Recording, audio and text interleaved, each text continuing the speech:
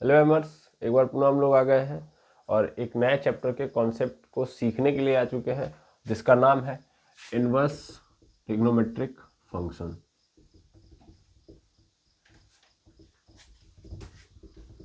Inverse trigonometric function.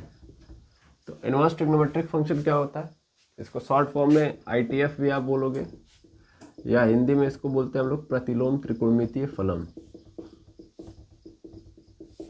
प्रतिलोम त्रिकोणमितीय फलन। अब ध्यान से समझेंगे प्रतिलोम त्रिकोणमितीय फलन क्या होता है। तो देखो, प्रतिलोम त्रिकोणमितीय फलन में यहाँ पे सीधा सीधा मतलब यहाँ पे हिंदी में लिख दिया गया कि इनवर्स ट्रिग्नोमेट्रिक फंक्शन है ना। इनवर्स ट्रिग्नोमेट्रिक फंक्शन यानी ट्रिग्नोमेट्रिक फंक्शन का इनवर्स फंक्शन। ट्रिग्नोमेट्रिक फंक्शन का इनवर्स फंक्शन ही इनवर्स ट्रिग्नोमेट्रिक फंक्शन कहलाता है। अब क्वेश्चन होता है कि सर इनवर्स फंक्शन क्या होता है? इनवर्स फंक्शन क्या होता है?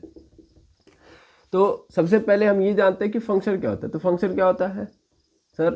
फंक्शन का मतलब क्या होता है? एक प्रकार का ऐसा रिलेशन जो कि क्या हो, एक स्पेशल टाइप की कंडीशन पे बना हो। एक ऐसा रिलेशन जो कि एक स्पेशल टाइप की कंडीशन रखता है। और स्पेशल टाइप की कंडीशन क्या है सर? कंडीशन ये है कि मान लीजिए दो सेट है, ये एक ए है एक बी है।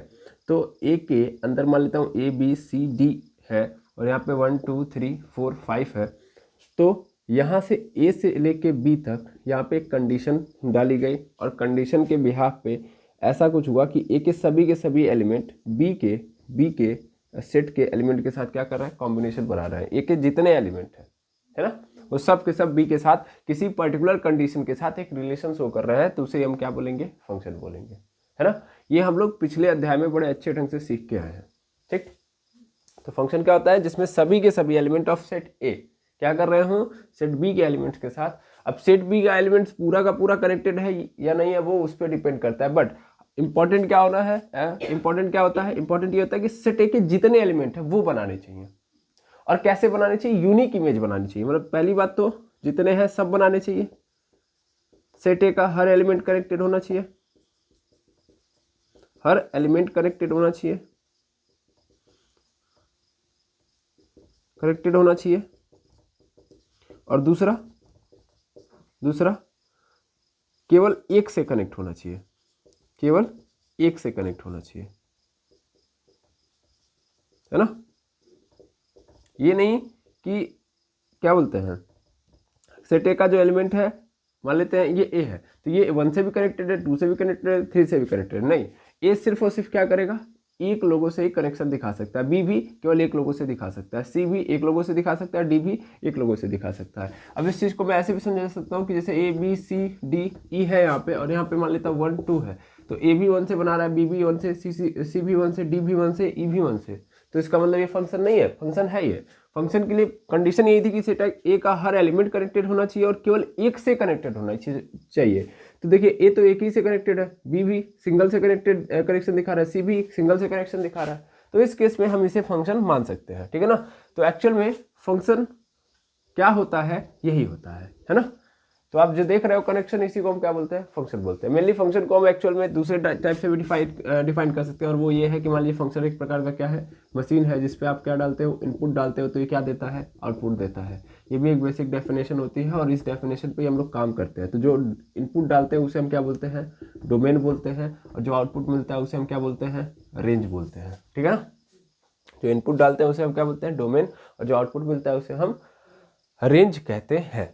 तो ये दो बेसिक डेफिनेशन है फंक्शन के। अब इनवर्स फंक्शन क्या होता है, इसको समझिएगा। तो जैसे इस फंक्शन को समझेंगे, तो इस फंक्शन में अगर आप ध्यान से ऑब्जर्व करें तो यहाँ पे देखिएगा कि f जो फंक्शन है इसको कैसे लिखेंगे? सॉरी, यहाँ पे f फंक्शन है, और f फंक्शन कैसा है कि a to b है ना। यानी यहाँ पे रिलेशन किससे किसके बीच में दिखाया जा रहा है? A to B, मतलब A और B के बीच में दिखाया जा रहा है। और फंक्शन कैसे डिफाइन है? A से B में डिफाइन है। A से B में डिफाइन होने का मतलब क्या है कि A के एलिमेंट एज अ डोमेन काम कर रहे हैं, और B के एलिमेंट एज अ रेंज काम कर रहे हैं, है ना। जब ऐसे एरो मार दिया गया तो इसका मतलब सीधा समझ लेना है कि पहला वाला क्या है? डोमेन की तरह काम करेगा, दूसरा वाला रेंज की तरह काम करेगा, है ना। ये कहने का अर्थ होता है, और इस तरीके से हम किसी भी फंक्शन को दिखाते हैं, ठीक है। लेकिन सपोज करिए अगर मैंने क्या किया, मैंने इसको चेंज कर दिया, मतलब मान लो यही फंक्शन था, लेकिन मैंने क्या कर दिया? चेंज कर दिया। मतलब जो रेंज था उसको डोमेन बना दिया, और जो डोमेन था उसको क्या बना दिया? रेंज। यानी ये B to A हो गया, है ना। जो पहले क्या था, रेंज था, अब वो क्या हो चुका है, डोमेन, और जो पहले डोमेन था वो क्या हो चुका है, रेंज। तब इस केस में इसे हम इनवर्स फंक्शन कहेंगे। इसी केस में हम क्या बोलते हैं, इसको इनवर्स फंक्शन कहते हैं। ध्यान से समझेंगे, क्या बोलेंगे, इनवर्स फंक्शन। समझ में आ रहा है? इनवर्स फंक्शन मतलब डोमेन को रेंज बना दो, रेंज को डोमेन, तो क्या बन जाएगा, वो इनवर्स फंक्शन बन जाएगा। ठीक है ना। चलिए यहाँ पे देखिएगा, इसको थोड़ा बढ़िया डिटेल से समझते हैं तभी मजा आएगा, अदरवाइज नहीं आएगा। फंक्शन तो समझ में आ गया। हाँ, अब इनवर्स फंक्शन क्या होता है, तो फंक्शन का अगर हमने डोमेन रेंज बना दिया और रेंज को डोमेन बना दिया तो वही फंक्शन इनवर्स फंक्शन कहलाएगा। अब देखो थोड़ा सा ध्यान से समझना कि इनवर्स फंक्शन के लिए कंडीशंस क्या होनी चाहिए इनवर्स फंक्शन के लिए। ओके, तो मान लो मैंने यहाँ पे A B C D लिया और यहाँ पे 1 2 3 है। ओके, अब ध्यान से देखना, A का कनेक्शन किसके साथ है, 1 के साथ है, B का कनेक्शन किसके साथ है, 2 के साथ है, C का कनेक्शन भी 1 के साथ है। ओके, और D का कनेक्शन किसके साथ है, 2 के साथ है। क्या ये फंक्शन है, हाँ या ना? बिल्कुल सर, ये फंक्शन बिल्कुल है, बढ़िया वाला फंक्शन है, A to B वाला फंक्शन है ना। तो अगर मैं इस फंक्शन को लिखूं तो यहाँ पे डायरेक्टली मैं क्या लिख सकता हूँ, या फिर such that A to B function है। कैसे पता चला, A के सभी एलिमेंट कनेक्टेड है और सिंगल से कनेक्टेड है, यानी यूनिक इमेज बना रहे हैं। देखो इमेज वाली कहानी भी आती है कि मतलब ये जो एलिमेंट है ये जिससे कनेक्ट होगा वो उसकी इमेज कहलाएगी, मतलब इसकी इमेज कहलाएगी। ये A 1 से कनेक्टेड है तो यानी A की इमेज क्या होगी, 1। और फिर 1 से अगर मैं पूछूं तो A क्या तुम्हारा है, तो वो कहेगा मेरी प्री इमेज है। तो यहाँ पे देखिए 1 की प्री इमेज 2 है, क्योंकि 1 A से भी कनेक्टेड है, 1 C से भी कनेक्टेड है। लेकिन हमें उस पर फोकस नहीं करना, फोकस हमारा किस पे होगा, इस पे होगा कि A के एलिमेंट का सिंगल इमेज होना चाहिए, यूनिक इमेज होना चाहिए, जो है, तो इसलिए ये फंक्शन है। अब मैं मान लो अगर इसको क्या करूं, अगर मैं इसको थोड़ा सा चेंज करूं, चेंज मतलब मैं इसको इनवर्स फंक्शन में कन्वर्ट कर रहा हूं, है ना। अगर मैं इसका इनवर्स निकालूं तो इनवर्स में क्या होगा, इनवर्स में क्या होगा सर, B to A हो जाएगा, है ना। इनवर्स अगर मैं कर रहा हूं तो इस केस में B मेरा पहले हो जाएगा और A मेरा क्या हो जाएगा, बाद में, है ना। तो पहले तो मैं ये करूंगा कि B के एलिमेंट्स जो है, B के एलिमेंट्स हैं उनको पहले लिखूंगा। तो यहाँ पे हो जाएगा 1 2 3 और यहाँ पे क्या हो जाएगा A B C D।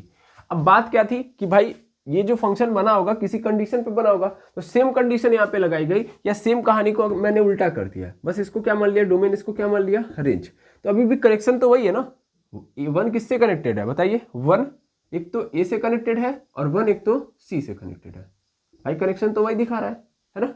अच्छा, फिर 2 किससे कनेक्टेड है सर, 2 कनेक्टेड है एक तो B से और फिर किससे कनेक्टेड है, D से, है ना। 3 किसी से कनेक्टेड है नहीं।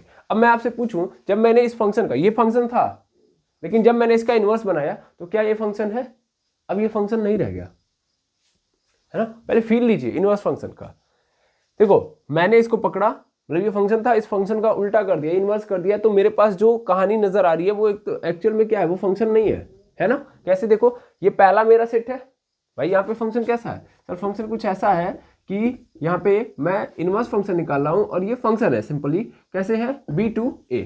इसको भूल जाओ, ये बस देखो ये B to A एक फंक्शन बनाया मैंने, लेकिन बना नहीं है। क्यों, क्योंकि देखो 1 2 3 B के अंदर कितने एलिमेंट है, 3 एलिमेंट है, और देखो यहाँ पे क्या सभी कनेक्टेड है, नहीं सर 3 कनेक्टेड नहीं है, पहला यहीं से खत्म। दूसरा कारण, यहाँ पे 1 को सिर्फ 1 से कनेक्शन दिखाना था, लेकिन 1 2 से कनेक्शन दिखा रहा है, 2 से कनेक्शन दिखा रहा है, तो इस केस में फंक्शन है ही नहीं, है ना। इनवर्स फंक्शन होने के लिए चाहिए क्या, अब तो समझ में आ रहा होगा कि अब फीलिंग ये जनरेट हो रही है कि इसका मतलब हम सबको इनवर्स फंक्शन नहीं बना सकते, इसको समझाना था मुझे। यानी कोई भी फंक्शन है तो उसका सिर्फ डोमेन और रेंज बदल देने से हम क्या नहीं बना सकते, इनवर्स फंक्शन नहीं बना सकते। इनवर्स फंक्शन बनाने के लिए कुछ पर्टिकुलर कंडीशंस की जरूरत पड़ेगी। भाई ऐसे फंक्शन हमको लेने पड़ेंगे जिनको हम उल्टा भी करें तो वो उस कहानी को दिखा पाए, है ना। तो ध्यान देंगे, इनवर्स फंक्शन हम सिर्फ और सिर्फ उस फंक्शन को बना सकते हैं जो कि 1 1 हो और ऑन टू हो। समझ में आ रहा है, 1 1 एंड ऑन टू फंक्शन को ही आप बना सकते हो। यानी 1 1 एंड ऑन टू फंक्शन का अगर आप इनवर्स निकाल रहे हो तो फिर आपको दिक्कत नहीं होगी, यानी तभी वो शो करेंगे। लेकिन इसके अलावा अगर आपने कोई भी फंक्शन लिया तो उसका इनवर्स आप निकाल नहीं सकते या बना नहीं सकते। समझ में आ रहा है। अब ध्यान से देखते जाना और समझते जाना। तो क्यों आखिर 1 1 और 1 2 फंक्शन लिया जाएगा जिसका हम इनवर्स फंक्शन बना सकते हैं। तो मान लो यहाँ पे मेरे पास एक सेट A है, ये सेट B है। अब पहले 1 1 और ऑन टू समझो। 1 1 का मतलब कि मान लो मैंने फंक्शन डिफाइन किया है A to B। अगर मैं एक फंक्शन दिखाना चाहता हूं तो मुझे क्या करना पड़ेगा, मुझे अगर 1 1 बनाना है उस फंक्शन को, तो मुझे हर एक एलिमेंट को सिंगल एक से कनेक्ट करना पड़ेगा। मतलब यहाँ पे 1 2 3 4 है, यहाँ पे A B C D है, तो ध्यान देना यहाँ पे E भी मैंने ले लिया, यहाँ पे F भी ले लिया मैंने, और भी ले लिया। तो 1 का कनेक्शन A के साथ हो जाना चाहिए, 2 का B के साथ, 3 का C के साथ और 4 का D के साथ। मतलब यानी सब लोगों का जो रिश्ता होना चाहिए अलग अलग होना चाहिए, है ना। पहले क्या था कि फंक्शन माना जाता तभी भी कि जब मेरा 1 2 3 4 A से ही कनेक्टेड होता, B से ही कनेक्टेड होता, मतलब सब एक ही से कनेक्टेड है, फर्क नहीं पड़ता भाई। यहाँ पे हम ये देख रहे थे कि सब के सब यहाँ पे रिलेशन बनाने चाहिए और यूनिक इमेज बनानी चाहिए, सिंगल बनानी चाहिए। लेकिन 1 1 का कंडीशन ये है कि नहीं, बनाए ये सब कुछ करे लेकिन अकेले अकेले, यानी 1 सिर्फ 1 जिससे बना दिया, अब इसके अंदर सेट ए का कोई भी एलिमेंट अब उससे नहीं बनाना चाहिए। अब 2 जिससे बना दिया, उससे सेट ए के कोई भी एलिमेंट रिलेशन नहीं बनाने चाहिए, तब ये क्या होगा, 1 1 फंक्शन माना जाएगा। अब ये 1 1 फंक्शन है, 1 1 फंक्शन है ना। अब मैं केवल 1 1 फंक्शन का अगर मैं क्या निकालू, इनवर्स निकालू, देखना ध्यान से, केवल 1 1 फंक्शन का इनवर्स निकालू, केवल 1 1 फंक्शन का इनवर्स निकालूंगा तो ये b पहले हो जाएगा, ये बाद में हो जाएगा, यही ना होगा। अब a b c d e और यहाँ पे f है, और यहाँ पे क्या है 1 2 3 4 है। अब देखो 1 का a का कनेक्शन किससे था, 1 से था, b का 2 से था, c का 3 से था, d का 4 से था, यही था ना। क्या ये इनवर्स करने पे मिल गया मुझे इनवर्स फंक्शन। मतलब मैंने क्या किया, ये देखो ये क्या था, ये मेरा डोमेन था और ये मेरा रेंज था। रेंज नहीं, ये तो पूरा का पूरा को डोमेन है, बस इतना ही क्या है मेरा रेंज है, इतना रेंज है। तो मैंने क्या किया, रेंज को डोमेन बना दिया और डोमेन को क्या बना दिया, रेंज। तो उस केस में क्या ये इनवर्स बन पाया, नहीं। कहाँ फंक्शन है ये, देखिए पहला जो सेट है इसके 2 एलिमेंट अभी भी क्या है, इमेज बनाने में नाकाम रहे हैं, है ना। तो इस केस में ये फंक्शन नहीं है, यानी इनवर्स फंक्शन नहीं बन पाया इसका, है ना। तो केवल 1 1 फंक्शन का अगर मैं इनवर्स बनाना चाहूं तो भी पॉसिबल नहीं है। अब ध्यान से समझो, इसीलिए 1 1 के साथ क्या होना चाहिए फंक्शन, ऑन टू। अब ऑन टू का मतलब क्या है तो ऑन टू का मतलब समझिएगा, जैसे 1 1 की डिमांड होती है वैसे ऑन टू की भी डिमांड होती है, यानी वो फंक्शन जिसमें रेंज सब के सब रिलेशन, या सीधा सीधा बोलूं तो प्री इमेज बना के बैठे हो, है ना। इसमें क्या था, ये 1 1 तो था लेकिन ऑन टू नहीं था। क्यों नहीं ऑन टू था, क्योंकि देखो ई और एफ का रिलेशन कहीं पे भी दिखाई नहीं दे रहा, यानी ई और एफ कहीं से भी प्री इमेज नहीं बनाते हुए दिख रहा है ना। तो इसलिए ऑन टू नहीं था। अगर ई और एफ क्या बना ले, अपना प्री इमेज बना लेंगे, तब ये फंक्शन क्या हो जाएगा, ऑन टू हो जाएगा, ठीक है ना। तो मैंने क्या किया, मैंने इनको ऑन टू बनाने के लिए, या सिंपली यहाँ से ऑन टू बनाने के लिए मैंने क्या किया, कनेक्शन दिखा दिया किसके साथ, यहाँ पे नया नंबर लाया 5 और 6, और ई को 5 से कनेक्ट कर दिया और 6 को एफ से कनेक्ट कर दिया। अब ये क्या बन गया, 1 1 भी बन गया और ऑन टू भी बन गया, है ना। 1 1 एंड ऑन टू बन गया। इसे बाइजेक्टिव फंक्शन भी बोलते हैं, है ना। ये बाइजेक्टिव फंक्शन भी कहलाता है। क्लियर है, अब आया समझ में। अब मैं अगर इसका इनवर्स निकालूं तो अब हो जाएगा, देखो कैसे हो जाएगा। यहाँ पे 4, यहाँ पे देखो 5, यहाँ पे 6, तो ई का 5 से कनेक्शन हो गया और एफ का 6 से कनेक्शन हो गया। अब ये इनवर्स फंक्शन बन गया, देखो कैसे। बी के सभी एलिमेंट्स ए के एलिमेंट से एंगेज्ड है ना, और सबकी अपनी एक यूनिक इमेज है। ओके, तो इस केस में क्या बन गया, इनवर्स फंक्शन बन गया। तो इनवर्स फंक्शन बनाने के लिए किसकी जरूरत पड़ेगी, सर ऐसे फंक्शन की जो कि 1 1 हो और ऑन टू हो। क्लियर है। इनवर्स फंक्शन हम सबका बना सकते हैं, नहीं, है ना। इनवर्स फंक्शन हम सबका नहीं बना सकते। क्या मैनी वन फंक्शन जो आएगा उसका हम बना सकते हैं, नहीं बना सकते। जो ही हम इसको पलटेंगे तुरंत हमको क्या दिखाई देगा, तुरंत हमको दिखाई देगा कि बहुत सारे, मतलब सेट ए के या पहले सेट के जो एलिमेंट्स हैं वो कई सारी इमेजेस बना रहे होंगे सेट बी के साथ, है ना। तो सेट बी के एलिमेंट्स के साथ कई सारी इमेजेस बना रहे होंगे, लेकिन हमको पता है कि जो पहला सेट होगा फंक्शन का उसको सिंगल इमेज बनाने की ही केवल परमिशन है। अगर वो सिंगल इमेज बनाएगा तभी वो फंक्शन के अंदर आएगा, और सबको बनाना है सेट ए के अंदर, या सबसे पहला सेट जो होगा उसमें जितने भी एलिमेंट है उन सबको क्या बनाना है, इमेज बनाना है, ठीक है ना। तो इनवर्स फंक्शन की कंडीशन आई थिंक समझ में आ गई होगी। अब खेल स्टार्ट होता है ट्रिग्नोमेट्रिक फंक्शन का, ठीक है ना। ट्रिग्नोमेट्रिक फंक्शन को हम देखते हैं कि वो इनवर्स ट्रिग्नोमेट्रिक फंक्शन कैसे कहलाएंगे। मतलब ट्रिग्नोमेट्रिक फंक्शन उठाना और उनका इनवर्स करना है ना। तो उनका इनवर्स करने के लिए सेम खेल खेलना है आपको, ठीक है। चलो देखते हैं हम लोग। यहां पे देखिए,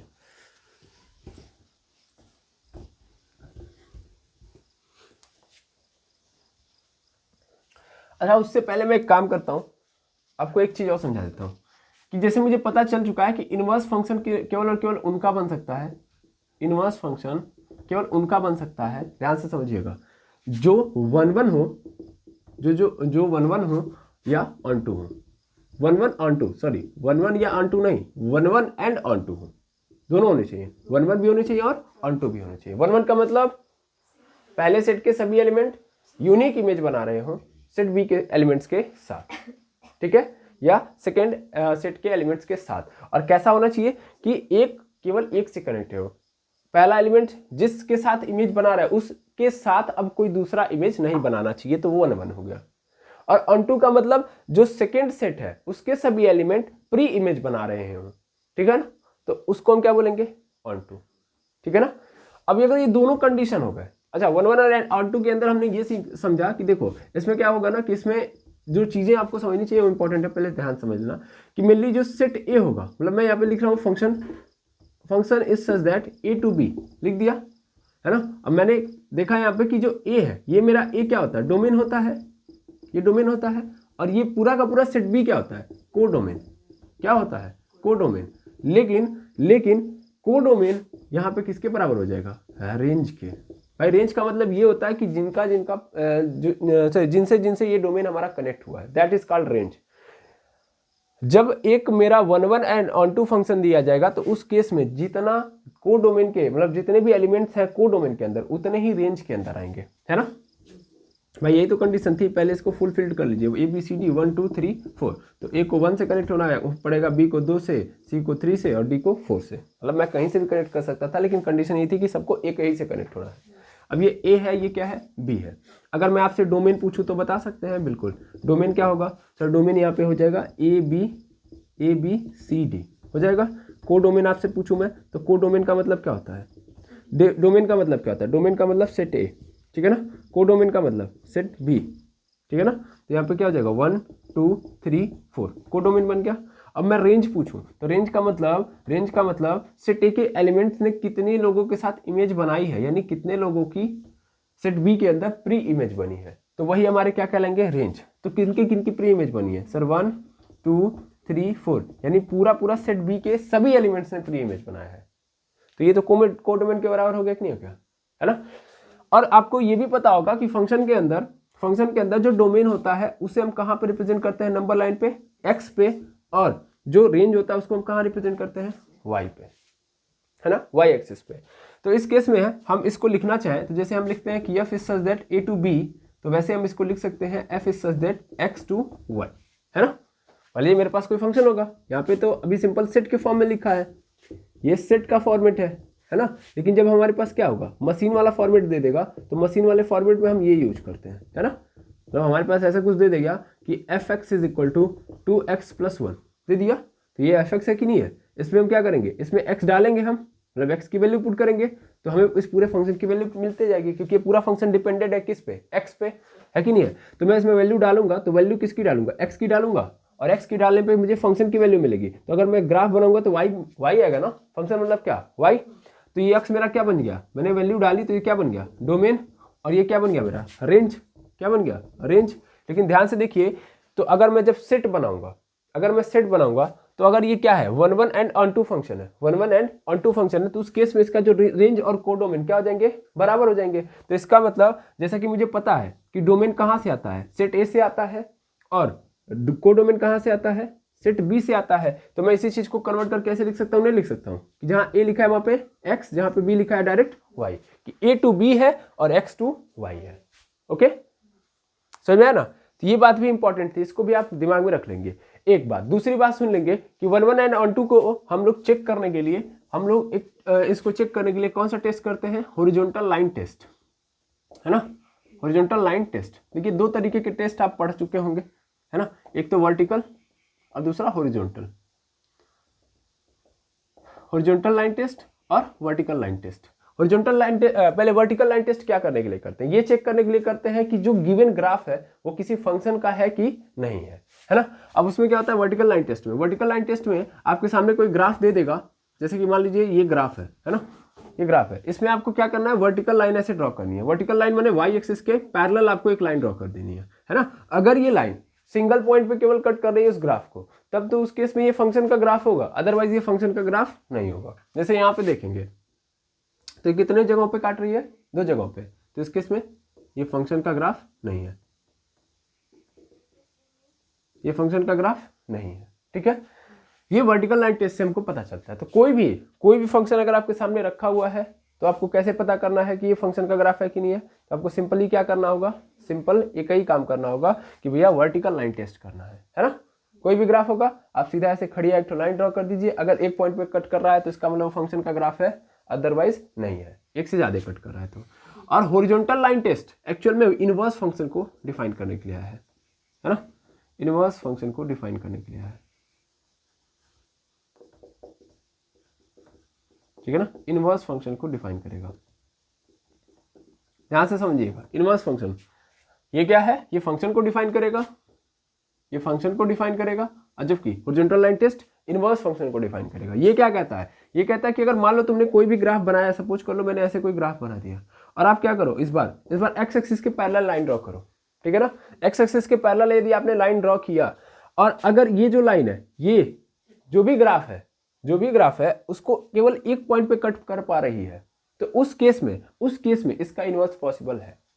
समझ में आ रहा है, यानी ये जो फंक्शन है ये कोई किसी फंक्शन का ग्राफ है ना, एफ ऑफ एक्स का ग्राफ है, और इसके ऊपर आपने क्या किया, आपने ऐसे कोई ग्राफ ड्रॉ किया, मतलब ऐसे ड्रॉ किया, कैसे, हॉरिजॉन्टली, मतलब ये पता है कि ये क्या है, ऐसे समझिए, अगेन फिर से समझिएगा।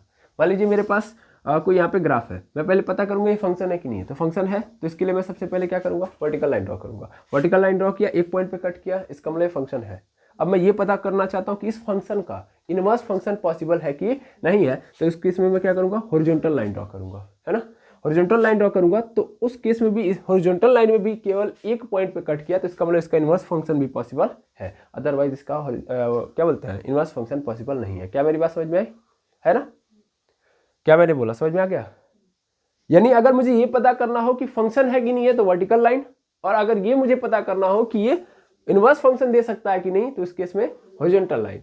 अगर आपको बढ़िया से याद हो या समझ में आ रहा हो तो मैंने 1-1 एंड ऑन-टू फंक्शन का टेस्ट में यही यूज किया था, है ना। मतलब 1-1 फंक्शन अगर होगा तो उस केस में आप हॉरिजॉन्टल लाइन अगर ड्रॉ कर रहे हो तो सिर्फ एक पॉइंट पे कट करेगा वो, मैंने बताया है ये 1-1 फंक्शन के केस में। अगर आपको याद है तो भी ठीक है, नहीं याद है तो यहां भी समझ सकते हो। यानी ये जो लाइन आ रहा है, ये जो टेस्ट दिखा रहा हूं मैं इनवर्स फंक्शन के लिए, क्यों दिखा रहा हूं, क्योंकि इनवर्स फंक्शन केवल और केवल किस फंक्शन का बन सकता है, 1-1 एंड ऑन-टू फंक्शन का, ठीक है ना। अब देखना 1-1 फंक्शन की कंडीशन ये होती है कि अगर मान लो तुमने कोई ग्राफ लिया, यानी कोई 1-1 फंक्शन है, तो उस 1-1 फंक्शन की प्रॉपर्टी ये होती है कि भाई जब भी तुम ग्राफ या हॉरिजॉन्टल लाइन ड्रॉ करोगे तो एक पॉइंट पे कट करेगा, है ना। और ऑन-टू फंक्शन कहता है कि तुम ऊपर नीचे जहां मन करे कहीं भी तुम ड्रॉ करो, मतलब ऑन-टू में क्या है ना कि तुम जैसे ऊपर ड्रॉ कर रहे हो वैसे नीचे ड्रॉ करो, तो नीचे भी वो क्या करना चाहिए, कट करना चाहिए, ऐसे समझ लो मैं जो समझा रहा हूँ। मतलब आपने हॉरिजॉन्टल लाइन ड्रॉ किया, ये नहीं कि सिर्फ एक्स एक्सिस के ऊपर ड्रॉ कर रहे हो, नहीं, एक्स एक्सिस के पैरेलल ड्रॉ करो तो नीचे भी आप कर सकते हो, है ना। तो हर केस में केवल एक पॉइंट पे कट करना चाहिए, तो इस केस में 1-1 होगा और ऑन-टू होगा। देखो क्या वही बात बोल रहा है कि नहीं बोल रहा है ना, समझ में आ गया। तो अगर मुझे ये पता करना होगा कि इस फंक्शन का क्या नहीं है, क्या है, इनवर्स फंक्शन है कि नहीं है, इसके लिए मैं क्या करूंगा, एक हॉरिजॉन्टल लाइन ड्रॉ करूंगा, है ना। हॉरिजॉन्टल लाइन ऐसे पैरेलल एक्स एक्सिस के ड्रॉ करूंगा, अगर वो एक पॉइंट पे कट कर गया तो इसका मतलब वो 1-1 फंक्शन है। अच्छा अगर एक से ज्यादा कट कर दिया तो मतलब एक से ज्यादा, जैसे मान लो ये क्या है, ये एक मॉडुलस फंक्शन का ग्राफ है, ठीक है ना, मैंने कट किया, मैंने ड्रॉ किया हॉरिजॉन्टल लाइन, तो कितने पॉइंट पे कट कर रहा है, 2 पॉइंट पे, तो इसका मतलब कैसा फंक्शन है, ये मैनी वन फंक्शन है। अगर हॉरिजॉन्टल लाइन ने उस कर्व को 2 पॉइंट पे कट किया तो मैनी वन फंक्शन है। ओके समझ में आया, ठीक। अगर इतनी बातें समझ में आ गई तो हम कहानी को और आगे बढ़ाएंगे। अब हम समझेंगे, अब हमारे पास क्या आएगा, ट्रिग्नोमेट्रिक फंक्शन। ट्रिग्नोमेट्रिक फंक्शन को अब हम डील करेंगे। हम पहले देखेंगे ट्रिग्नोमेट्रिक फंक्शन का ग्राफ, है ना, फिर देखेंगे कि इसका इनवर्स पॉसिबल है कि नहीं है। अच्छा मान लीजिए अगर हमारे पास इनवर्स पॉसिबल ही नहीं है तो फिर हम क्या करेंगे, तो हम उसको मॉडिफाई करेंगे, जैसे मैंने किया। अगर आपको थोड़ा सा याद हो तो ई और एफ यहाँ पे क्या थे, अनपेयर्ड थे, उनकी कोई प्री इमेज नहीं बन रही थी। मैंने उसको फिर से क्या किया, कुछ डाला यहाँ पे, कुछ एलिमेंट इधर ऐड किया और फिर बना दिया, है ना। तो वैसे ही मॉडिफाई भी करना पड़ेगा, लेकिन सबसे पहले ये पता करते कि जो चैप्टर लिखा गया वो सत्य है कि नहीं है ना, यानी पॉसिबल है कि नहीं है। तो उसके लिए हमको सबसे पहले क्या करना पड़ेगा, ट्रिग्नोमेट्रिक फंक्शंस को बुलाना पड़ेगा। तो देखा जाए, ठीक।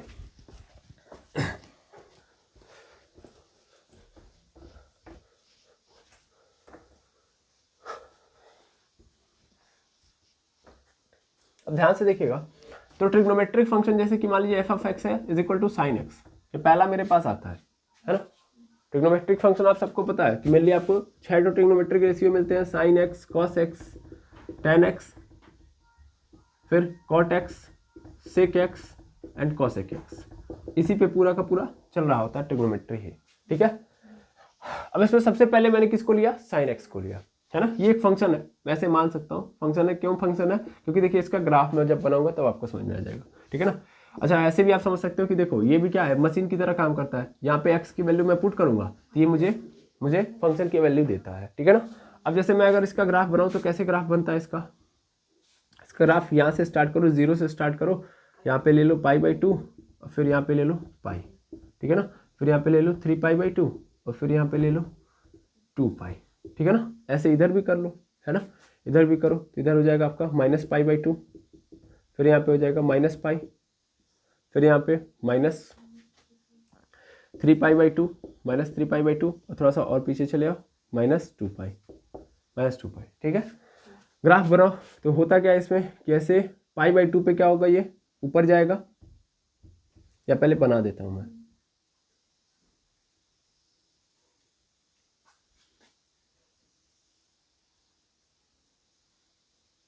ऐसा, ठीक है ना, ऐसा ग्राफ बनेगा इसका, ओके। तो मेनली ऐसा आपको देखने के लिए मिलेगा। इसे क्या बोलते हैं, ऐसा जो वेव होता है। अच्छा आगे आपको वेव भी, अगर फिजिक्स के अंदर आप वेव पढ़ते हैं तो इसे हम लोग क्या बोलते हैं, इसे हम बोलते हैं सिनोसॉइडल वेव, ठीक है ना। इसे हम क्या बोलते हैं, सिनोसॉइडल वेव। एक्चुअल में क्यों पढ़ा सिनोसॉइडल वेव, इसी साइन के ग्राफ के कारण, ठीक है ना। इसे सिनोसॉइडल वेव भी बोला जाता है या साइन वेव भी बोल सकते हो आप। सिंपल भाषा में क्या बोल सकते हो, साइन वेव, है ना। ये बस याद रख लीजिएगा, इससे ज़्यादा कोई अर्थ नहीं है। तो ध्यान से समझेंगे मेनली क्या है यहाँ पे, ये कहानी आपको देखने के लिए मिलेगी, ओके। कि ये सिनोसॉइडल वेव बन गया, यानी साइन का ये ग्राफ मैंने बना दिया, ठीक है ना। ये फंक्शन है, ये तो मुझे पता है, लेकिन मैं चेक करूंगा कि ये फंक्शन है कि नहीं है। तो फंक्शन चेक करने के लिए क्या करता हूं मैं, वर्टिकल लाइन ऐसे ड्रॉ करूंगा, है ना।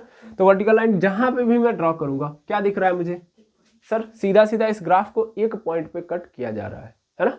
क्या दूसरे पॉइंट पे कट किया जा रहा है, मतलब क्या ये लाइन इस पूरे ग्राफ को 2 पॉइंट पे कट करे, नहीं, सिंगल पॉइंट पे कट कर रही है। सिंगल पॉइंट पे कट करिए तो इसका मतलब ये जो ग्राफ दिया गया है वो फंक्शन का ग्राफ है ना, फंक्शन का ग्राफ है। अब ध्यान से सुनना है, ध्यान से सुनेंगे। अब मुझे ये पता चल गया कि ये फंक्शन का ग्राफ है, लेकिन अब मुझे ये पता करना है कि ये जो फंक्शन गिवन है इसका इनवर्स फंक्शन पॉसिबल है कि नहीं है। तो मैं उसको देखूंगा। तो अब उसके लिए मुझे क्या करना पड़ेगा, हॉरिजॉन्टल लाइन ड्रॉ करना पड़ेगा। अब मैंने हॉरिजॉन्टल लाइन ऐसे ड्रॉ कर दिया, एक तो ऊपर और दूसरा नीचे कर दिया। अब जैसे ही मैंने किया, ध्यान से देखिए, इस हॉरिजॉन्टल लाइन के द्वारा इस ग्राफ को कई जगहों पे काटा गया है ना। क्या एक जगह पे काटा गया है, नहीं, कई जगहों पे काटा गया है। और अगर कई जगहों पे काटा गया है तो इसका मतलब क्या है, ये इसका इनवर्स फंक्शन पॉसिबल नहीं है, ठीक है ना। इसका इनवर्स फंक्शन पॉसिबल नहीं है। तो अगर कभी भी हॉरिजॉन्टल लाइन ने कई सारे पॉइंट पे कट किया तो सीधा अर्थ है कि इसका इनवर्स फंक्शन पॉसिबल ही नहीं है, इसका इनवर्स फंक्शन पॉसिबल नहीं है, ठीक है। ये बात समझनी थी। इनवर्स फंक्शन तभी पॉसिबल हो सकता है जब मैं हॉरिजॉन्टल लाइन ड्रॉ करूं और वो हॉरिजॉन्टल लाइन सिर्फ एक पॉइंट पे कट करे। इसका मतलब ये दिख रहा है कि सर ये जो साइन एक्स है वो एक्चुअल में मैनी वन फंक्शन है, मतलब है तो फंक्शन ये, लेकिन कैसा फंक्शन है, मैनी वन फंक्शन है ना। ये मैनी वन फंक्शन है, क्योंकि जब भी ऐसा हुआ कि आपने हॉरिजॉन्टल लाइन ड्रॉ किया और उस हॉरिजॉन्टल लाइन ने उस ग्राफ को कई सारे पॉइंट पे कट किया, तो उस केस में उस फंक्शन को हम वन वन फंक्शन नहीं बोलेंगे, ये उसको हम बोलेंगे मैनी वन फंक्शन। और अगर मैनी वन फंक्शन है तो उसका इनवर्स फंक्शन नहीं बन सकता, ठीक है। पहली बात यहाँ पे ध्यान देंगे। तो यहाँ पे मैनी वन फंक्शन बनने के लिए कंडीशन ये होनी चाहिए थी कि वन वन फंक्शन होना चाहिए एंड ऑन टू होना चाहिए। लेकिन यहाँ पे तो जो हमने ट्रिग्नोमेट्रिक फंक्शन देखा है, उस ट्रिग्नोमेट्रिक फंक्शन का जो ग्राफ है वो ये शो कर रहा है कि वो one one and onto है ही नहीं, तो इसका इनवर्स फंक्शन हम बना ही नहीं सकते, है ना। तो अब क्या किया जाए भाई, यहाँ पे तो दिख रहा है कि हम बना ही नहीं सकते। अगर हम इसको नहीं बना सकते तब तो दिक्कत हो जाएगी। हमको तो चैप्टर पढ़ना है पूरा का पूरा, है ना, पूरा चैप्टर ये जिसका नाम है इनवर्स ट्रिग्नोमेट्रिक फंक्शन। और यहाँ पे ये जो ग्राफ है वो हमें ये दिखा रहा है कि इसका इनवर्स पॉसिबल नहीं है। तो क्या करोगे, मॉडिफाई करोगे, है ना।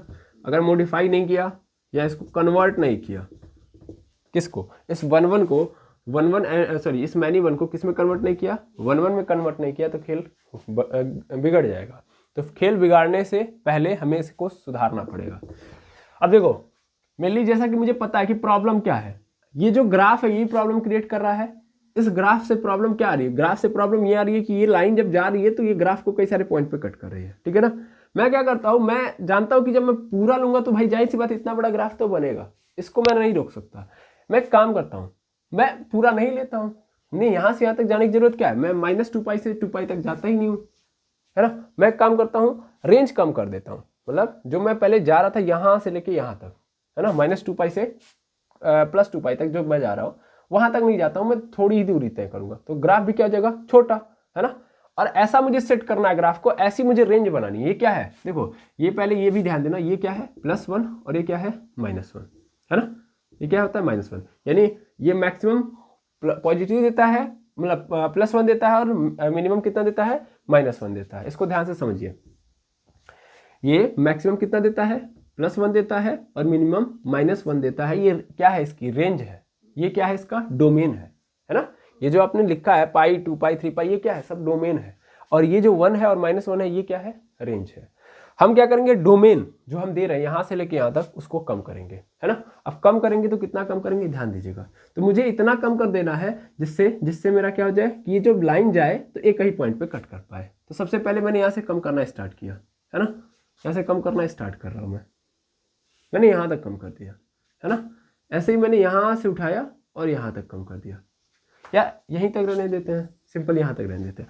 अब मैं अगर चेक करूँ तो क्या अब ये इनवर्स फंक्शन बनने लायक है, अभी भी नहीं बनने लायक है सर। अभी भी जब मैं हॉरिजॉन्टल लाइन ड्रॉ कर रहा हूँ तो 2 पॉइंट्स पे कट कर रहा है ना।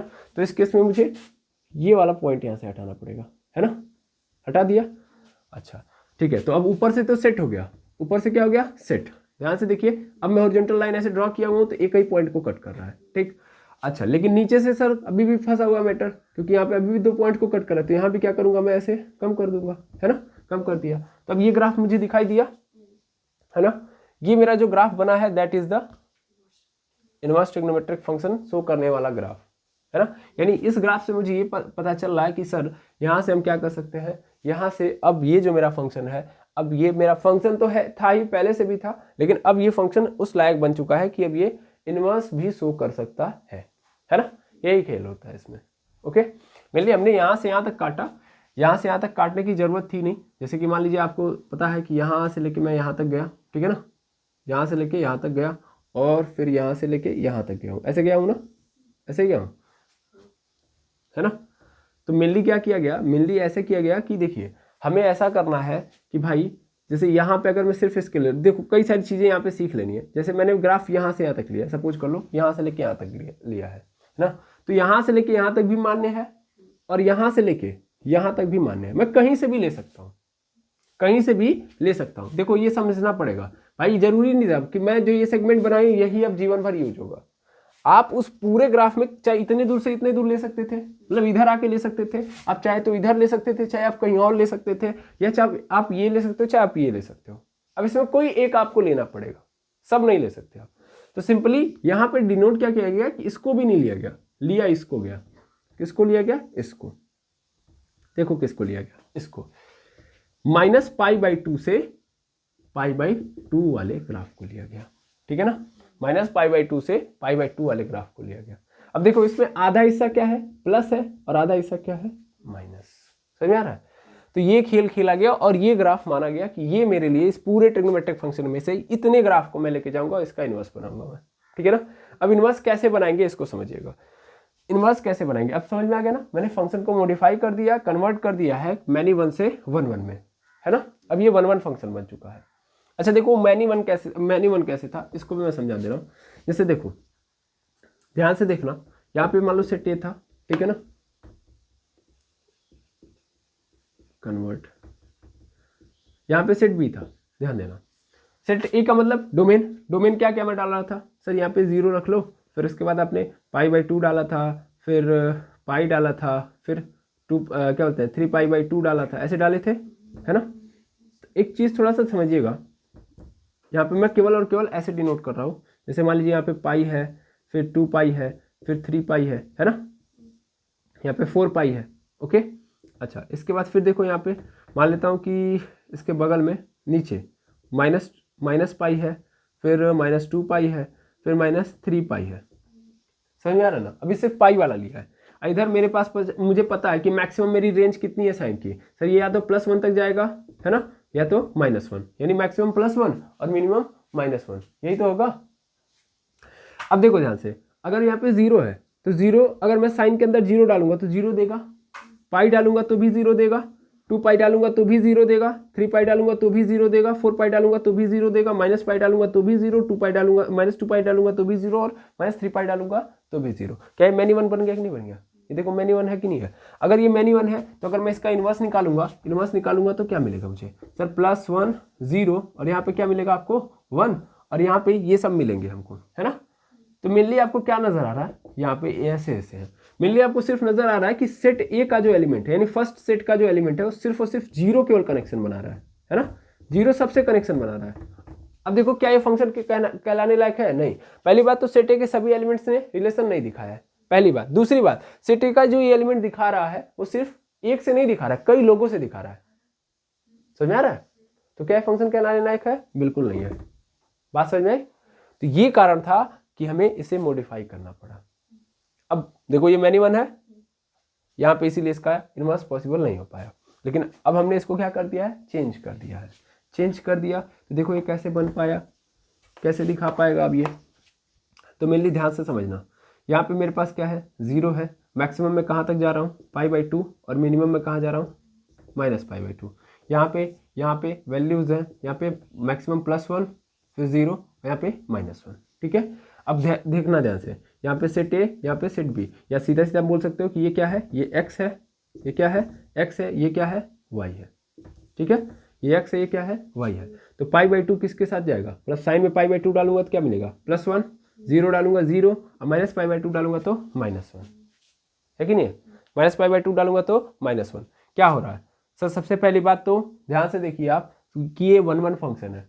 सेट ए के जितने भी एलिमेंट हैं वो सेट बी के सिंगल एलिमेंट के साथ इमेज बना रहा है, यानी सिंगल इमेज बना रहा है, और सबके साथ बना रहा है।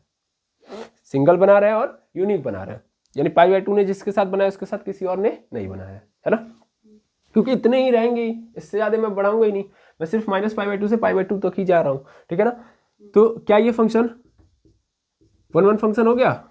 क्या ये ऑन टू है? बिल्कुल ऑन टू है। देखिए 3 ही एलिमेंट मैंने डाले थे, तीनों कनेक्टेड है, तो बात खत्म। वैसे तो 3 ही नहीं होंगे, मान लो अभी बीच में और भी तो होंगे, बीच में और भी होंगे, लेकिन बीच में जितने होंगे वो सब कनेक्शन दिखा रहे होंगे, यूनिक कनेक्शन दिखा रहे होंगे। ठीक है ना। अच्छा, अगर मैं इसका क्या निकालूं? इनवर्स निकालूं। क्या निकालूं? इनवर्स। तो अगर मैं इनवर्स निकालूं तो क्या पॉसिबल है? इनवर्स, बिल्कुल इनवर्स पॉसिबल है। यहाँ पे +1 0 -1, यहाँ पे क्या है? यहाँ पे π/2, यहाँ पे 0 -π/2। ठीक है, अब देखिए अगर मैं बात करूं तो ये π/2 का कनेक्शन +1 से था, 0 का, -π/2 से -1 का। ठीक है ना, ये x है, ये अभी भी क्या था? ये मतलब x मान लो, इसको y मान लो। अभी क्या दिख रहा है? अभी से सिंपल दिख रहा है कि अभी भी सेम कहानी चल रही है। क्या इनवर्स है कि नहीं है? फंक्शन है कि नहीं है? मतलब उल्टा किया तो ऐसा तो है नहीं कि फंक्शन नहीं रह गया, अभी भी तो फंक्शन है। सेट मतलब पहले सेट के जितने एलिमेंट है दूसरे सेट के साथ रिलेशन दिखा रहे हैं, और इसके साथ साथ फंक्शन है। तो बस इतना ही चाहिए था मुझे, फंक्शन बस बच गया, बस इतनी बात है। अब वो कौन सा फंक्शन है उससे लेना देना है फिलहाल में, लेकिन वो भी क्या होगा? वो भी बेचारा यही होगा जो पहले था, क्या 1-1 ऑन टू। तो यहाँ भी 1-1 ऑन टू ही फंक्शन मिलेगा इनवर्स फंक्शन के रूप में। ठीक है, तो आई होप आपको ये समझ में आ गया होगा कि इनवर्स ट्रिग्नोमेट्रिक फंक्शन में हमें कैसे मॉडिफाई करना है। अब ऐसा इसके लिए सिर्फ इसमें नहीं होगा, सब में ऐसा होगा, है ना। अब मान लीजिए ठीक है, ये तो समझ में आ गया कि हमने मॉडिफाई कर लिया। अब प्रश्न ये आता है कि मान लीजिए जब मैं इसको मॉडिफाई कर लूंगा तो ये इनवर्स ट्रिग्नोमेट्रिक फंक्शन बन जाएगा, तो इनवर्स ट्रिग्नोमेट्रिक फंक्शन का ग्राफ कैसा होगा? क्योंकि ये क्या है? एक्स एक्सिस पे आप क्या दिखाते हो? एक्स एक्सिस पे आप डोमेन दिखाते हो, है ना।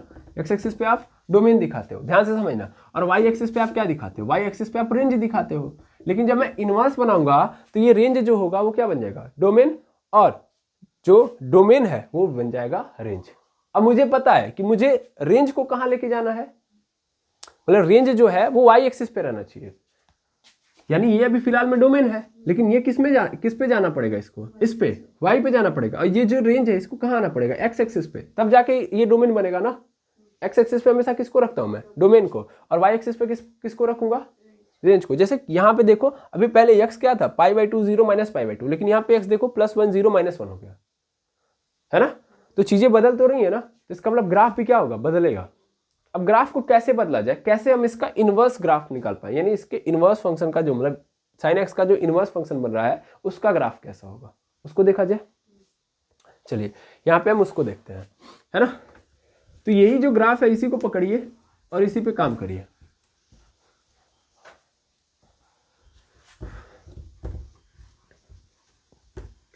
थोड़ा सा इसके बारे में और जान लेते हैं कि मेनली जैसे कि अगर ये sin x है तो sin x का मेनली डोमेन क्या था, क्या डाल सकते थे आप, सर इसका जो डोमेन था एक्चुअल में -∞ से +∞ था, या सीधा सीधा बोल सकता हूँ मैं कि इसका जो डोमेन था वो ऑल रियल नंबर पे काम कर रहा था, कुछ भी डाल दो आंसर दे रहा था। साथ ही साथ इसका रेंज क्या था, तो रेंज सर मैक्सिमम ये कहाँ तक जाएगा, +1 से लेके -1 तक, है ना, ये इसकी रेंज थी, ठीक है। लेकिन जब मैं इसका इनवर्स बनाऊंगा, क्या बनाऊंगा, इनवर्स, तो जाहिर सी बात है इनवर्स बनाने पे क्या होगा, यहाँ पे इनवर्स फंक्शन देखूंगा मैं, तो इनवर्स फंक्शन जो मुझे मिलेगा वो मुझे sin इनवर्स x ऐसे नजर आएगा। ये क्या हो जाएगा, sin इनवर्स x, ठीक है। sin inverse x is the inverse function, ठीक है ना। इसके ऊपर क्या डाल दिया मैंने, -1। अब इसमें -1 का मतलब ये बिल्कुल मत समझ लीजिएगा कि ये ऐसा कुछ है sin x पे पावर -1, ठीक है ना। इसमें और इसमें अंतर है, it is not equal, okay. ये साइन इनवर्स हो गया फंक्शन, इनवर्स फंक्शन, या यहाँ पे जो साइन इनवर्स 1 बोल रहा हूँ, ये इनवर्स 1 एक्चुअल में ये बता रहा है कि इसका ओरिजिनल फॉर्म, मतलब इसका जो डोमेन था इसका भी रेंज है, और इसका जो रेंज है वो इसका डोमेन है, ये कहने का अर्थ है, ठीक है। अब ध्यान से समझो, तो अगर मैं इसका अगर डोमेन निकालूं तो डोमेन पलट दो, डोमेन क्या हो जाएगा, डोमेन क्या हो जाएगा सर, डोमेन अब अपना +1 से लेके -1 हो जाएगा, है ना। डोमेन ये बन जाएगा ना, रेंज क्या बन जाएगा, डोमेन। और ध्यान से देखना अगर मैं रेंज की बात करूं तो रेंज क्या मिलेगा मुझे, कहां से कहां तक,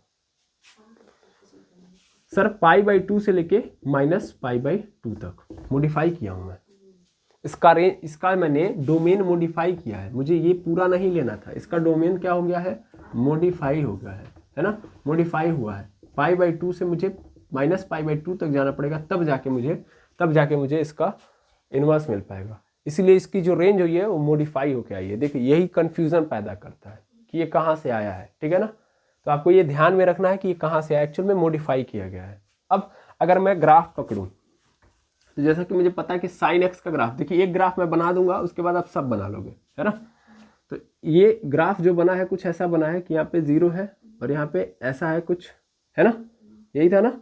ये देखिए यहाँ पे क्या था, -π/2 और यहाँ पे क्या है, π/2 है ना।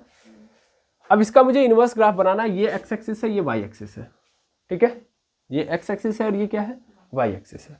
अब देखो करेंगे क्या, सबसे पहला काम ये करो कि इसको पलट दो, यानी x को ऊपर कर दो, y को इधर कर दो, है ना। x को ऊपर कर दो, देखो तुम्हारे अनुसार पलटा कौन जा रहा है, x जा रहा है ऊपर, y आ रहा है नीचे, मतलब देखना कितना डिग्री घुमाना है, 90 डिग्री, है ना। देखो x तब ऊपर चला जाएगा और y चला आएगा नीचे। तो अगर x ऊपर y नीचे तो उस केस में देखो क्या बनेगा, यहाँ पे x को ऊपर कर दिया मैंने, y को नीचे, बस मैं दिखाने के लिए कर रहा हूँ, बाद में x फिर से यहीं पे आएगा, x तो मेरा यही होगा। अब जैसे ही मैं पलटूंगा तो क्या ये वाला ग्राफ जो ये भी पलट जाएगा, नहीं पलट जाएगा। देखो इमेजिन करो, ये वाली लाइन ऊपर जा रही है ऊपर, तो यानी यहाँ पे क्या आ गया, यहाँ पे π/2 और यहाँ पे क्या आ गया, -π/2, है ना, -π/2। मेनली जब तुम पलटोगे तो ये y यहाँ पे आएगा, यानी प्लस वाला y यहाँ पे आ जाएगा, और ये माइनस वाला y है तो माइनस वाला y यहाँ पे चला जाएगा, ये प्लस वाला x ऊपर तब माइनस वाला x नीचे। अब ग्राफ कैसा हो गया होगा, सर ग्राफ ऐसा हो गया होगा, अगर ध्यान से देखा जाए तो ग्राफ कैसा हो गया है, ये ऐसे गया है ना, तो इसका मतलब ऐसे हो गया है, हाँ ना, हाँ या ना। थोड़ा सा रुकेंगे। जब मैंने इसको ऊपर किया तो ग्राफ जो है कुछ मेरा ऐसे है कि ये मेरा एक्स एक्सिस वाला लाइन है, तो जब मैंने पलटा इसको तो इसके और मुंह खुला है ऐसे, ठीक है, ऐसे है, ठीक है ना, ये है। देखिए जब ये जाएगा तो इस लाइन की ओर मुंह खुला हुआ है इसका, तो जब मैं उठा के रखूंगा तो ये इसी की ओर मुंह खुला होगा। मतलब देखिए ये मेरा π/2 है, देखिए ये वाला π/2 की ओर देख रहा है और ये नीचे से -π/2 की ओर देख रहा है, ठीक है ना। बस यहाँ से आप पकड़ सकते हैं। ओके, ये बन गया अपने पास, ये -π/2 है, बन गया।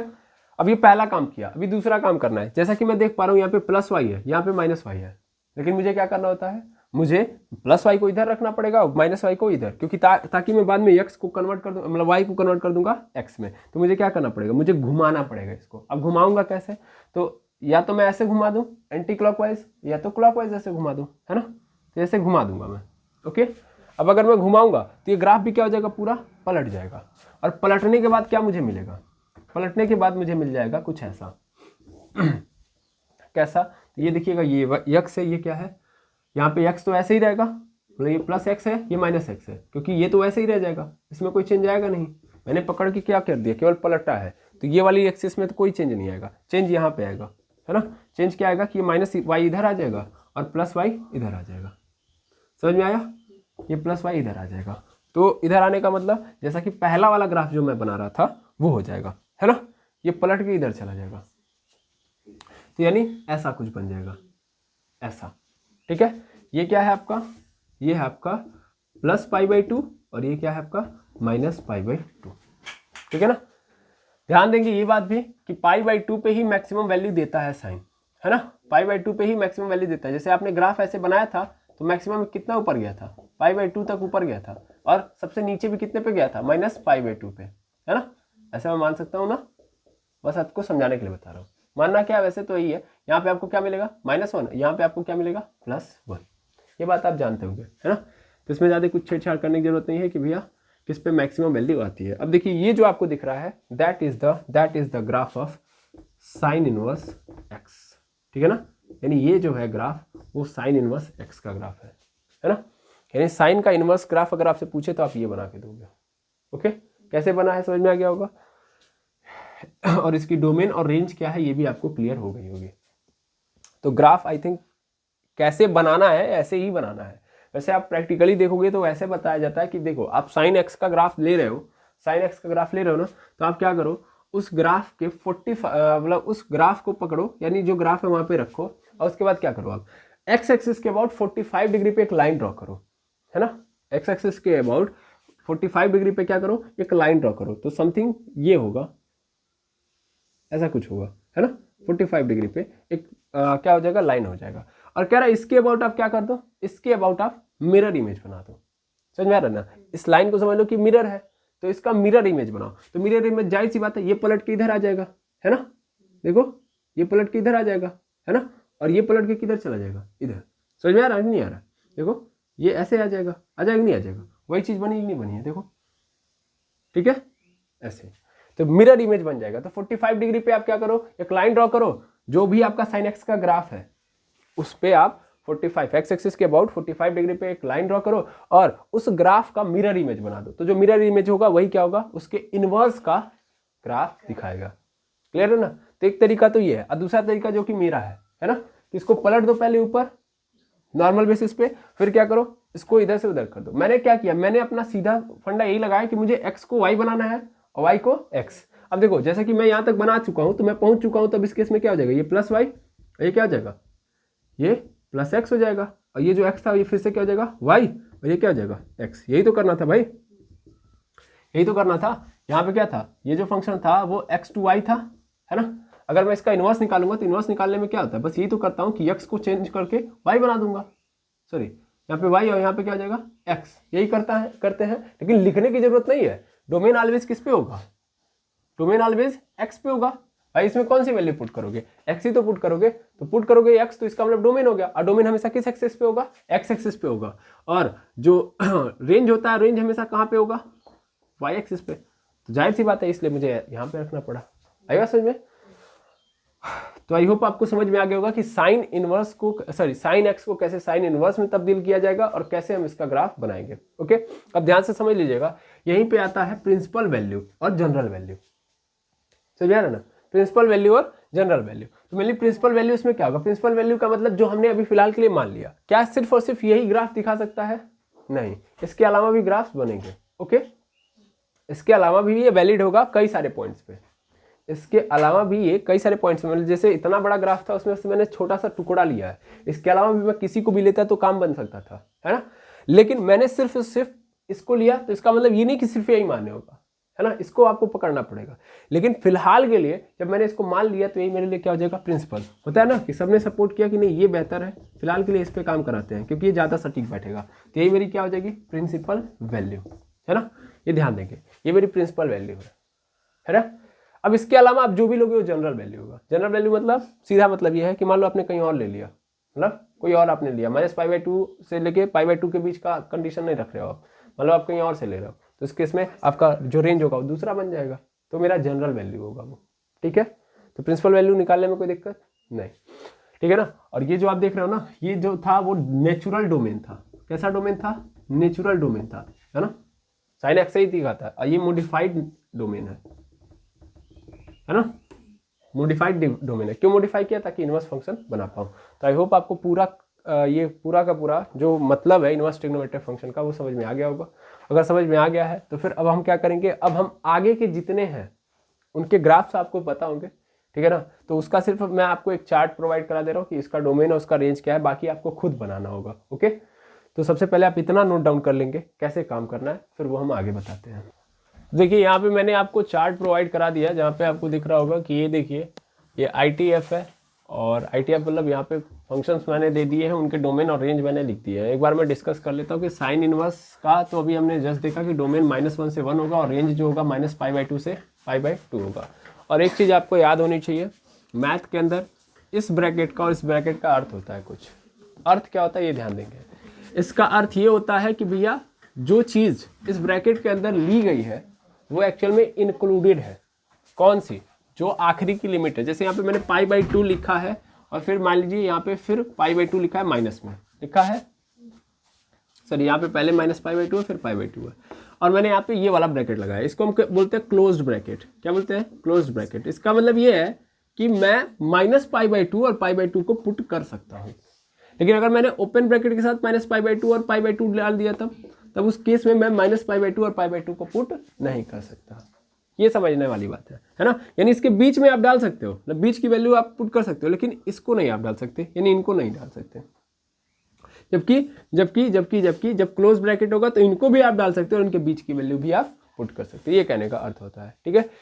तो आप ध्यान से देखेंगे साइन इनवर्स एक्स जो है वो उसका जो डोमेन है -1 से 1 तक है, और रेंज जो आ रही है -π/2 से π/2 आ रही है। ओके, ध्यान से देखेंगे कॉस इनवर्स एक्स जो है उसका जो डोमेन है वो क्या है, -1 से 1 है, और रेंज जो है 0 से π तक है। ओके, tan इनवर्स का देखेंगे, देखिए ये दोनों तो एकदम आसान है और इजी भी है ना। जब आप इनका कन्वर्ट करोगे तो वहीं पे आपको पता चलेगा ऐसा क्यों होगा। अब ग्राफ पकड़ना, सेम काम करना, सब समझ में आएगा, है ना। मैं चाहता तो ग्राफ पहले ही क्लास में बनवा देता, बट इससे क्या होगा कि मेरा एक्सपीरियंस केवल बढ़ेगा, आपका नहीं। मेरा एक्सपीरियंस क्या बढ़ेगा इसमें, इसमें मैं एक ही चीज़ को 4 बार बस बता रहा हूँ, है ना। कुछ अनोखी बातें तो है नहीं, लेकिन जब आप करोगे खुद तो आपका अनुभव और बढ़िया होगा और इस पर आप कमांड कर पाओगे, है ना, समझ आपकी बढ़ेगी। मिली यहाँ पे tan इनवर्स जो है, tan इनवर्स एक्स का जो डोमेन होता है आल रियल नंबर, कुछ भी डालो काम करेगा ये, लेकिन रेंज इसकी -π/2 से π/2 के बीच में ही रहेगी, है ना। और यहाँ पे ध्यान देने वाली बात है कि यहाँ पे ओपन ब्रैकेट है ना, क्लोज ब्रैकेट नहीं है। अब ध्यान से देखो, यहाँ पे कॉट इनवर्स एक्स में जो भी आप डालो तो चलेगा, लेकिन रेंज क्या होगी इसकी, 0 से π होगी। अब ध्यान से समझो, तो साइन जैसा tan का रेंज है और कॉस जैसा कॉट का रेंज है ना। साइन जैसा किसका रेंज है, कॉट का, tan का, और कॉस जैसा कॉट का रेंज है ना। बस डोमेन चेंज है तो डोमेन आपको याद हो जाएगा, और ये इस तरीके से आप चारों याद कर सकते हो। तो साइन का -1 से 1 तक, और रेंज क्या होगी -π/2 से π/2। कॉस इनवर्स एक्स का जो डोमेन होगा -1 से 1 तक होगा, और जो रेंज होगा वो 0 से π तक होगा, और ये क्या है, ये क्लोज ब्रैकेट के साथ आएंगे। tan इनवर्स एक्स मतलब सीधा समझ लो, जिनके अंदर भी इनफाइनाइट वाला केस होगा वो सब ओपन ब्रैकेट का रेंज देंगे आपको, ठीक है ना। जैसे tan इनवर्स x में भी, tan में भी क्या आता है, इनफाइनाइट आता है, इसलिए यहाँ पे ओपन ब्रैकेट है ना। कॉट में भी, तो कॉट का डोमेन क्या हो जाएगा, रियल नंबर्स, और रेंज क्या हो जाएगा, तो सर -π/2 से π/2। कॉट का डोमेन क्या हो जाएगा, आर हो जाएगा, मतलब ऑल रियल नंबर्स, और रेंज क्या हो जाएगा 0 से π। ओके, इसके साथ साथ सेक इनवर्स एक्स है, तो अब यहाँ से देखोगे सेक इनवर्स एक्स और कॉस इनवर्स एक्स बड़ा इंपॉर्टेंट है। सेक में और कोसेक में दोनों का रेंज देखिए यहाँ भी सेम है। इसमें क्या है कि आप सभी रियल नंबर्स डाल सकते हो, -1 से 1 नहीं डाल सकते, है ना, -1 से 1 नहीं डाल सकते। अब इसका कारण क्या है, क्योंकि इसका कारण ये है कॉस। देखिए सेक क्या होता है, सेक उल्टा होता है, सेक उल्टा होता है कॉस का, समझ में आ रहा है ना, सेक एक्स उल्टा होगा कॉस एक्स का, तो कॉस एक्स का जो डोमेन होगा इसके अंदर नहीं डाल सकते, अदरवाइज क्या हो जाएगा, तब सर ये इन्फिनिटी देने लगेगा। समझ पा रहे हो ना, ये चीज़ होती है, ये कारण होता है। ये आप समझदार हो, आप समझ जाओगे। वैसे भी मेनली यहाँ पे क्या होगा, इसका जो रेंज है 0 π होगा, लेकिन π/2, क्योंकि -1 और 1 कब देता है ये कॉस, सर π/2 पे देता है ना, तो इसलिए इसको मैं यहाँ से हटा दूंगा। ओके नहीं, -π/2 पे नहीं देता है। एक्चुअल में क्या होता है कि यहाँ पे आपको π/2 हटाना पड़ेगा, अगर π/2 आपने नहीं हटाया तो फिर ये समस्या आपके सामने नजर आएगी, ठीक है ना। अरे भाई π/2 अगर आपने डाल दिया तो यहाँ पे क्या हो जाएगा, 0 हो जाएगा। समझ पा रहे हैं, यहाँ पे क्या हो जाएगा, 0 हो जाएगा, और 0 मतलब इनफाइनाइट देने लगेगा ये। अरे cos π/2 पे क्या मिलता है, देता है 0 देता है ना, cos π/2 तो क्या मिलेगा आपको वैल्यू 0, और अगर 0 तो यहाँ पे खेल क्या हो जाएगा, उल्टा सेक क्या हो जाएगा, इन्फिनिटी हो जाएगा।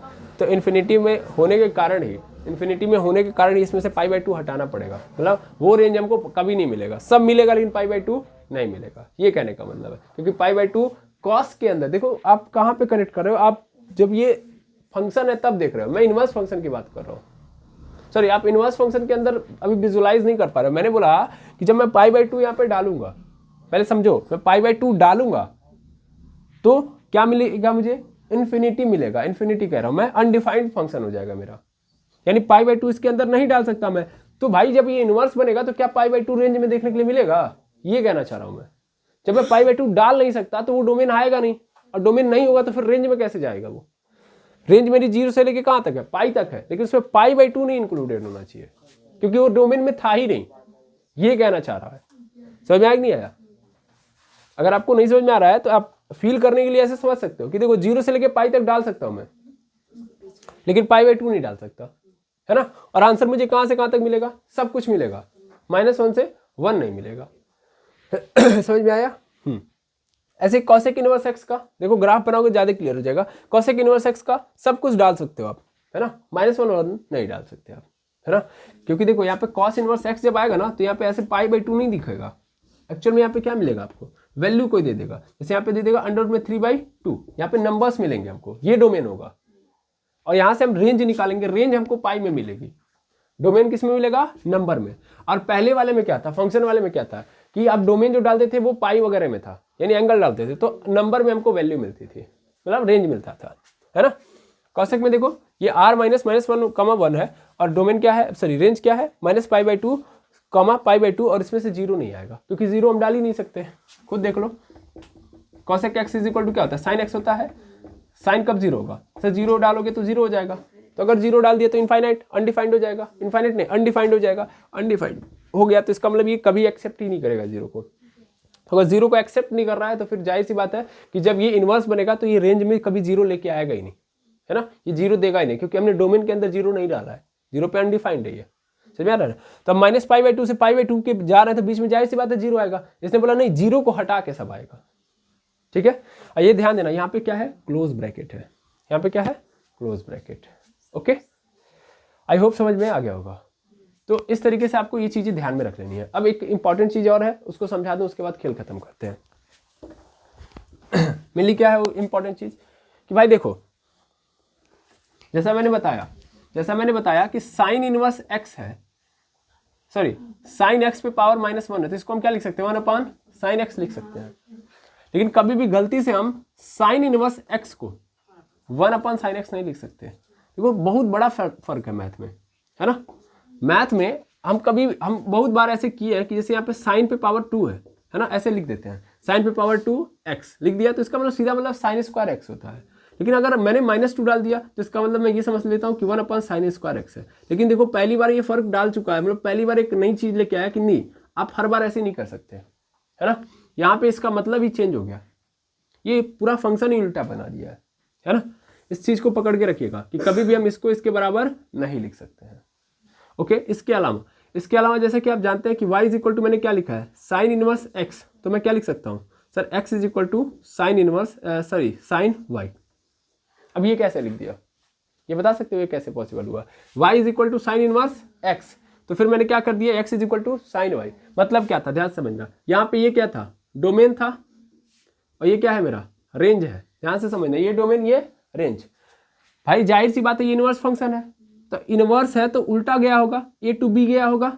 जैसे समझो ये फंक्शन है, सिंपल, ये क्या है, फंक्शन है, ये फंक्शन है। अगर मैं इसका इनवर्स बनाऊं तो इनवर्स में क्या होगा सर, ए टू बी बना होगा, मतलब बी से ए में आ गया होगा, है ना। ये क्या है, मेरा इनवर्स फंक्शन है, समझो ध्यान से। तो अगर मैं पुनः इसको बनाना चाहूँ तो क्या करूंगा, चेंज कर दूंगा। जैसे इसमें क्या चेंज था, पहले ये डोमेन था, ये रेंज था, अब क्या हो चुका है, अब सर ये डोमेन हो गया है, ये रेंज हुआ है। अगर मैं पुनः उसमें परिवर्तित करना चाहता हूं तो मैं क्या करूंगा, डोमेन को रेंज, रेंज को डोमेन बना दूंगा, यही तो होगा। तो यही तो हुआ है, देखो यहाँ पे क्या था, ये रेंज था, ये डोमेन था, मैंने इसको जब इधर भेज दिया तो क्या बन गया, ये भी ये डोमेन बन गया और ये रेंज बन गया। यानी पहले y रेंज था लेकिन अब y डोमेन हो गया, पहले x डोमेन था अब वो x रेंज हो गया। क्या मैं कर सकता हूँ, नहीं कर सकता हूँ। एक फंक्शन है तो उसको इनवर्स बना सकता हूँ, तो इनवर्स से फिर से उसको पुराने वाले रूप में ला सकता हूँ, ये बात बोली गई है। तो y इज इक्वल टू, अगर साइन इनवर्स x कहीं पे है तो मैं इसको लिख सकता हूँ x is equal to sine y। क्यों लिख सकता हूँ, समझ में आ गया ना। ये दूसरी बात थी, पहली बात, ये दूसरी बात। तीसरी बात सुनेंगे, फटाफट सुनेंगे। और वो तीसरी बात क्या है कि देखो, मेरे पास अगर ऐसा कुछ है कि साइन इनवर्स यहाँ पे साइन x है, साइन इनवर्स साइन x है, समझ में आ रहा है, ध्यान से देखेंगे, साइन इनवर्स साइन x है, और हमसे कह रहा है कि इसके बराबरी पे कोई x लिखा गया है ना, इसके बराबरी पे, मतलब इस पूरे को मैं ऐसे लिख सकता हूँ x। तो क्यों लिख सकता हूँ, इसका कारण समझिएगा, ये मैं तुरंत नहीं लिख सकता या ऐसे ही नहीं लिख सकता, मतलब समझना, मतलब ये मैं खटाक से ऐसे लिख नहीं सकता। साइन इनवर्स साइन x है तो उसको मैं डायरेक्ट x नहीं लिख सकता, इसके लिए मुझे कंडीशन देनी पड़ेगी। ये तभी पॉसिबल है जब मैं एक कंडीशन यहाँ पे अप्लाई करूंगा।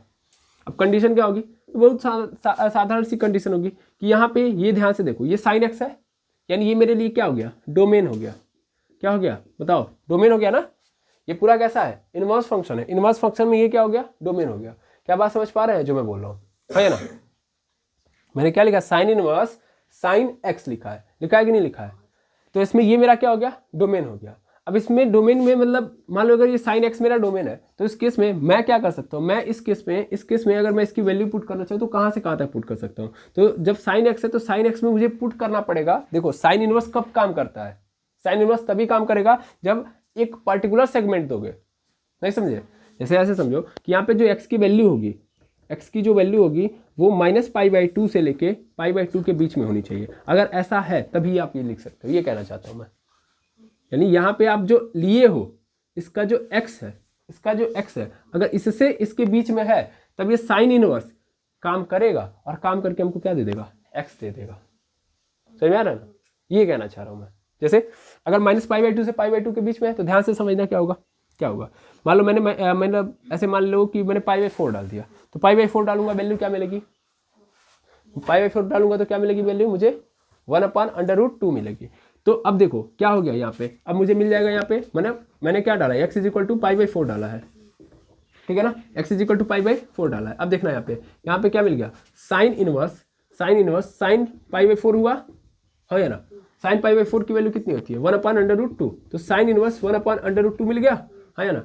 अब देखो 1/√2 मेरे लिए क्या है, इट इज अ डोमेन, तो इसकी रेंज क्या होगी, साइन की डोमेन यहाँ से आई है ना, मतलब इसके और इसके बीच में है तो ये डोमेन है। अब इसकी रेंज क्या होगी, तो सर ये कितने पे देता है, मतलब इस कंडीशन में रेंज कितना होगा, तो सर π/4 होगा, खत्म। सभी आ गया नहीं आ गया, देखो ये रेंज क्या देगा, इसकी रेंज क्या मिलेगी, ये मिलेगी ना। अरे भाई हमारे अनुसार पहले साइन π/4 है, तो साइन π/4 का मतलब क्या होता है, 1/√2 होता है। इनवर्स बनाऊंगा तो क्या, इनवर्स बनाऊंगा तो यही तो होगा कि π/4 इज इक्वल टू सॉरी, यहाँ पे देखेंगे π/4 इज इक्वल टू क्या हो जाएगा, साइन इनवर्स 1/√2, ठीक है ना, आया समझ में। तो वही बात यहाँ पे लिखी गई है, लेकिन ये तभी पॉसिबल है जब मेरा -π/2 से लेके π/2 के बीच में होगा। ये तो तीसरी बात हो गई। एक बात और सुन लीजिएगा यहीं पे, चौथी बात, ऐसे ही आपको एक और कंक्लूजन दे सकता है कि मान लीजिए यहाँ पे साइन एक्स है, क्या है, साइन एक्स है, और यहाँ पे क्या है, यहाँ पे आपका साइन इनवर्स एक्स है। नहीं ऐसे नहीं था, ऐसे है, गलत मैंने कर दिया, साइन इनवर्स एक्स है ना। तो भी मैं क्या लिख सकता हूँ, इसको एक्स लिख सकता हूँ, साइन इनवर्स एक्स है। देखो यहाँ पे साइन इनवर्स साइन एक्स है तो भी एक्स लिख सकता हूँ, और यहाँ पे साइन इनवर्स एक्स है तो भी मैं क्या लिख सकता हूँ, एक्स। लेकिन कंडीशन क्या होगी, अब देखो इसको हमको क्या मानना पड़ेगा, डोमेन है कि नहीं है, ये एक्स की जगह पे है तो इसका मतलब ये डोमेन है। अब देखो इसके लिए मुझे क्या करना पड़ेगा, मुझे पता है कि ये कहाँ से कहाँ तक लाई करता है, -1 से 1 तक। तो मेरा जो एक्स है वो -1 से लेके 1 तक लाई करना चाहिए, तभी मैं लिख सकता हूँ। अब क्यों लिख सकता हूँ समझ में आ रहा होगा। मैं अगर डाल दिया 1/2 तो मुझे क्या देगा, पाई/4, और साइन पाई/4 की वैल्यू क्या आ जाती है, देखो फिर से आ जाएगी ना, मतलब 1/√2 डाला था यहाँ से तो 1/√2 मिल जाएगा, समझ में आ गया है। लेकिन कंडीशन ये होगी, हमेशा याद रखेंगे, बिना कंडीशन के आप पेन भी नहीं इधर से उधर डुलाएंगे, हमेशा कंडीशन लिख के ही आपको क्वेश्चन करना है सवाल आगे। ओके, तो आई होप आज की क्लास में आप लोगों ने बेहतरीन ढंग से समझ लिया होगा कि कहानी कैसे चलती है ना। कहानी को ऐसे ही चलाना है, एक्सरसाइज उठाइए, फटाफट प्रिंसिपल वैल्यू निकालनी है। क्या करेंगे, पहला एक्सरसाइज जो है उसमें आपको क्वेश्चन दिखा होगा, क्वेश्चन में आपको सिंपल वैल्यू दी गई होगी, ऐसे लिख दिया गया होगा कि मान लीजिए यहाँ पे साइन इनवर्स 1/2 है ना, तो इसकी प्रिंसिपल वैल्यू निकालिए। तो आपको क्या करना चाहिए, आपको कुछ नहीं करना चाहिए, बस आपको कंडीशन पता है ना, कि अगर यहाँ पे 1/2 है तो मुझे पता है कि मुझे वो वैल्यू यहाँ पे एग्जिस्ट करनी है, क्योंकि साइन कहाँ से कहाँ तक लाई करता है। सर यहाँ पे जो एंगल मिलेगा मुझे वो -π/2 से -1 से 1 के बीच में होना चाहिए, तो सही है। क्या जो डोमेन दिया जा रहा है -1 से 1 के बीच में है कि नहीं है, बिल्कुल है। तो जो रेंज मिलेगी वो कहाँ से कहाँ तक के बीच की होगी, सर -π/2 से π/2 के बीच की होगी, यहाँ पे माइनस लगा हुआ है, ठीक है ना, -π/2 से π/2 के बीच की आपको रेंज निकाल के दे देनी है। तो भाई जाहिर सी बात है कि अगर मान लो साइन इनवर्स 1/2 है तो ये तो लाई कर रहा है डोमेन में, मतलब हमारे डोमेन से ही है, एक्सेप्ट कर सकता है ये। अब उस केस में जो रेंज होगा तो रेंज क्या होना चाहिए, सर जो रेंज होना चाहिए वो बिलोंग करना चाहिए -π/2 से π/2 के बीच में। अब ये 1/2 कब मिलता है हमको, ये देखना क्लोज ब्रैकेट, सर π/6 पे है ना, π/6 हमको क्या मिल जाएगा तब यहाँ से आंसर, क्या इसके बीच में लाई कर रहा है, हाँ लाई कर रहा है, तो इसलिए आंसर मेरा π/6 हो जाएगा। समझ में आ गया ना। तो इस तरीके से हमको क्या करना है, वैल्यू फाइंड आउट करना है। ओके, तो अब इसी उम्मीद के साथ आज के लेक्चर को यहीं पे विराम देते हैं, मिलेंगे नेक्स्ट लेक्चर में। थैंक यू वेरी मच एमर्स, जहाँ पे हम कुछ और बातें सीखेंगे। Thank you.